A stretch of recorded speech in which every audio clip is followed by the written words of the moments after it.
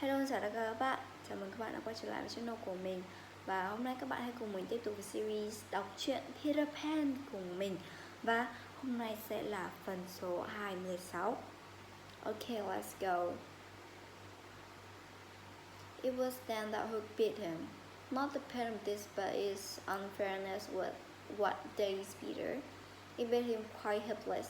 He could only stare horrible every try is afraid it was the first time he is treated unfairly. Only things he had is a right to when it comes to you to be yours is fairness. After you have been unfair to him, he will love you again.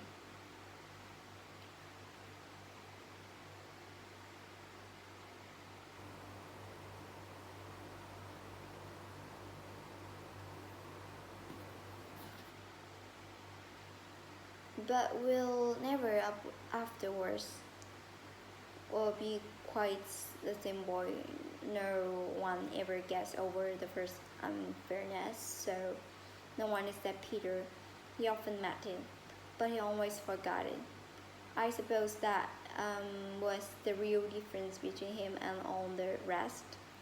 So when he met it now, it was like the first time, and he could just stare, helpless, twice the iron hand caught him. A few moments afterwards, the other boys saw Hook in the water striking wildly for the ship. No elation on the pestilent face now, only white fear, for the crocodile was dogged pursuit of him.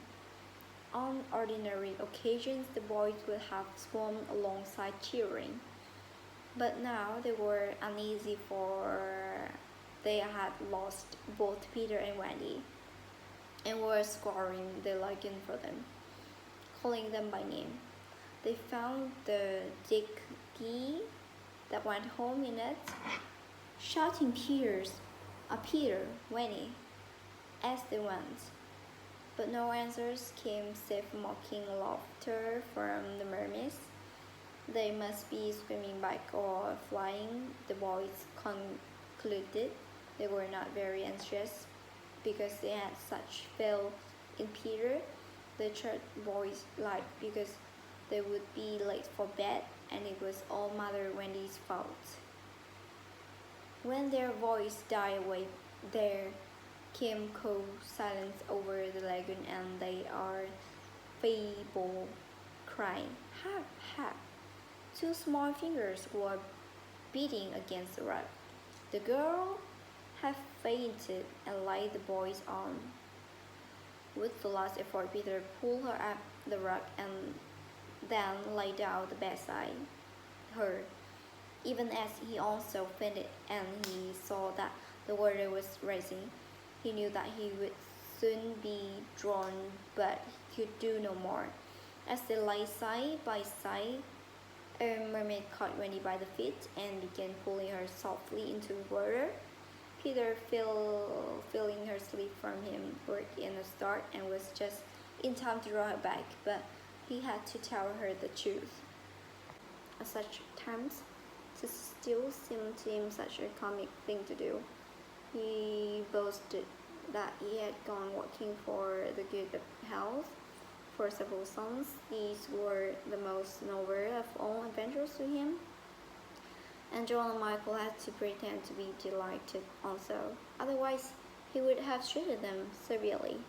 He often went out alone, and when he came back, you were never absolutely certain whether he had had an adventure or not. He might have forgotten it so completely that he said nothing about it. And then when you went down, you found the body. And on the other hand, he might say a great deal about it, and yet you could not find the body. Sometimes he came home with his head bandage, and then Wendy called over him and bathed it in like warm water, while tell a dazing tale, but she was never quite sure, There were, however, many adventures she knew to be true because she was in them herself.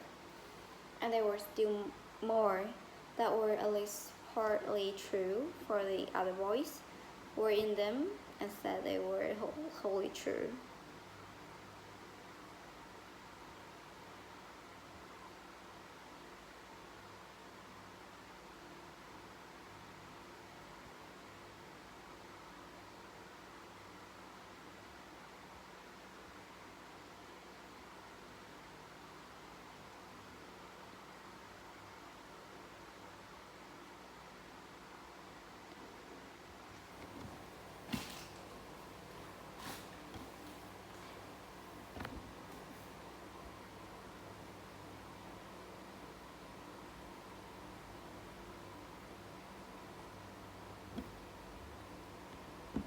Wholly true.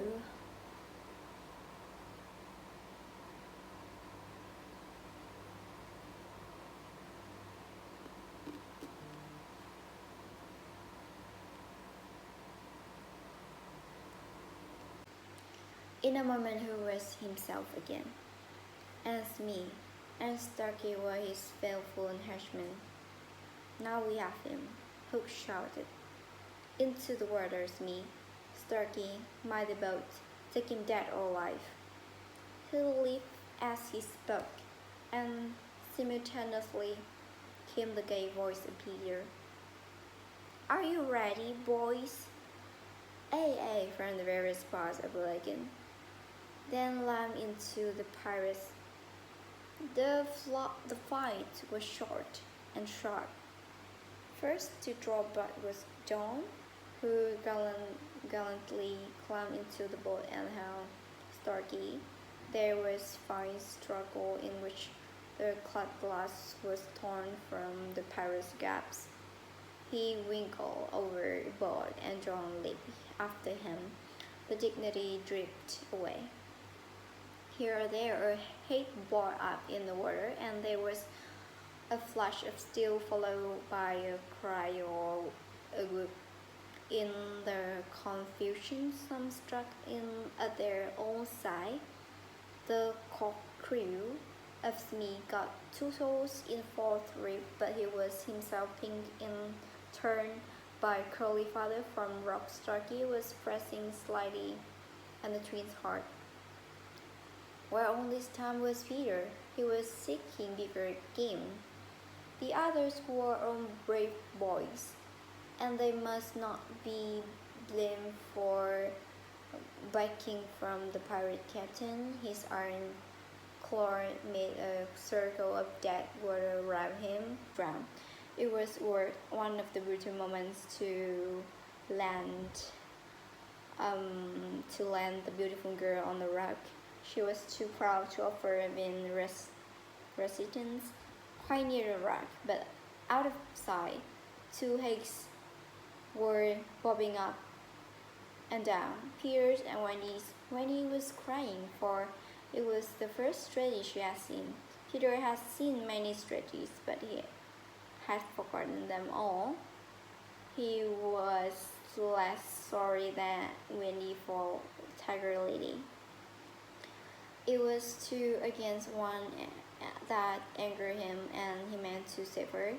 An easy way would have been to wait until the pirates had gone, but he was never one to choose the easy way. There was almost nothing he could do, and he now imitated the voice of Hook. Ahoy there, you lubbers, he called. It was a marvelous imitation, the captain, said the pirates, staring at each other in surprise. He must be swimming out too, as Starkey said. When he had looked for him in vain, we are putting the redskin on the rack. Smee called out. Set her free, came the astonished answer. Free? Yes, cut her bonds and let her go. But, Captain, at once, you here, cried Peter, or I plunge my hook in you. Let us squeeze, Smee grasps. Better do what the captain orders, said Schooner nervously. Aye, aye, Smith said, and he cut Tyree's course at once. Like an eel, she slid between starkly kissed legs into the water. Of course, Wendy was very elated over Peter's cleverness, but she knew that he would be elated also, and very likely Carruthers betrayed himself.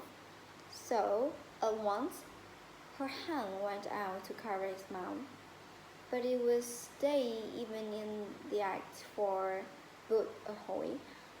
rang over the lagoon in Hook's voice, and this time it was not Peter who had spoken. Lagoon in Hook's voice, and this time Peter may have been about to crow, but his face puckered in a whistle of surprise instead. "Boat ahoy!" Again came the voice. Now when he understood, the real Hook was also in the water. He was swimming to the boat, and as his men showed a light to guide him, he had soon reached them. In the light of their lantern, when he saw his Hook grip the boat's side, she saw his even, swarthy face as he rose dripping from the water, and, quaking, she would have liked to swim away, but Peter would not budge. He was tingling with life and also top-heavy with conceit.